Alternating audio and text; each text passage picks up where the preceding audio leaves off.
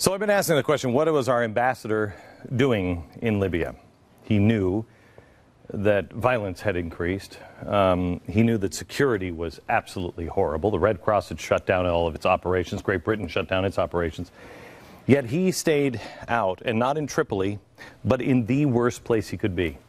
On the day of the attacks, Ambassador Stevens was meeting here. With whom? What was going on? Well, it sounds a little crazy. It sounds complex, but it is neither. Let me see if I can break it down. President Obama was friendly to this guy, Muammar Gaddafi, in Tripoli. But things changed and realized he had to go. There were a couple of ways he could achieve that goal. You can either use the might of the American military and gather an international coalition to help, or in the Middle East, the thinking is the enemy of my enemy is my friend.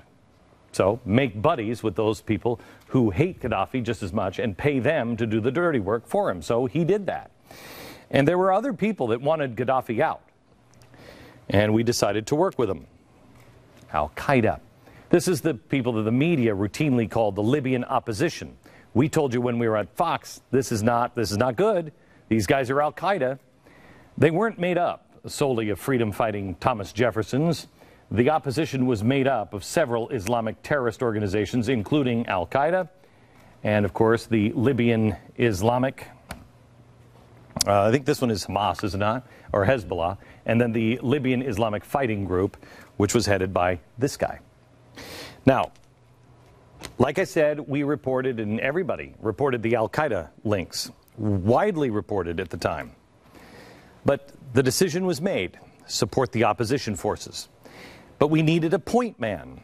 Well, in March 2011, Ambassador Stevens became the point man for Barack Obama, the official liaison to this terror-linked opposition. They worked directly with each other. In fact, they worked directly with this guy. They were partners in it. His name is Belhaj. Well, we helped him get weapons, and then Gaddafi got dragged around the streets, and he was gone. Now, later that year, according to the Telegraph, Belhaj met with somebody else, and he met here in Syria, the Free Syrian Army. They needed weapons in Syria. Well, he didn't actually meet in Syria, he met here, and this is important, to meet in Turkey. They talked about getting supplied with weapons, and it was one shipment that we know of, over 400 tons of weapons, which included surface-to-air anti-aircraft missiles and RPGs and rocket-propelled grenades, and they put it on a ship. You'll never guess where that ship came from. Benghazi, where the ambassador had been running guns. Now, who is the leader of the organization called the Libyan National Council for Relief and Support to deliver the weapons? This guy, the guy who was the captain of the ship. The weapons were reported by Reuters to have been used by the Syrian opposition in Syria for the shooting down of the Syrian helicopters and fighter jets that you've seen on TV. So let me recap. Obama wants Gaddafi out. He decides to use Islamic extremists to get the job done. He hires Ambassador Stevens to broker the deals. Gaddafi gets ousted, which forces the shift to Syria. The guy who was his point man here in Benghazi hires a ship to put all of the weapons into Turkey. Obama did all of this because first he wanted this guy, and now he wants Assad. Okay, all right. Why does he want Assad? Well, he's a bad guy. But Obama, again, has decided to use Islamic extremists to get the job done. And he wants to get Assad. And so he uses Ambassador Stevens as the point man with this guy. And they funnel through Turkey the weapons to the jihadists on the border. Obama has made no secret of his relationship with this guy.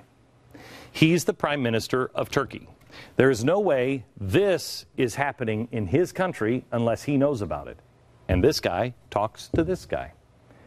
They have talked on the phone 13 times just in the last year. In fact, they're good friends. This is the man that President Obama called when he was first elected. This guy. The New York Times reported back in June that a small number of CIA officers are operating secretly in Turkey, helping allies decide which Syrian opposition fighters across the border will receive arms to fight the Syrian army. Do you know who he chose to funnel the weapons? This guy, who was working with him, wants to send them over here. Who did we pick to be the group of people that would say, these are good guys, these are bad guys? The Muslim Brotherhood. Muslim Brotherhood. By the way, this guy hates this guy with a passion. It's personal. And what's really strange is this guy has now aligned himself with Iran. And who else has aligned himself with Iran? Russia. Back to the beginning. See if you have this. 9/11. Who was Stevens meeting with?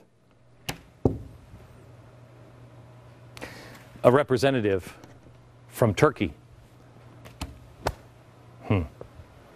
Where we are currently funneling weapons to radical Islamic groups who want to destroy America. This is a very dangerous circle.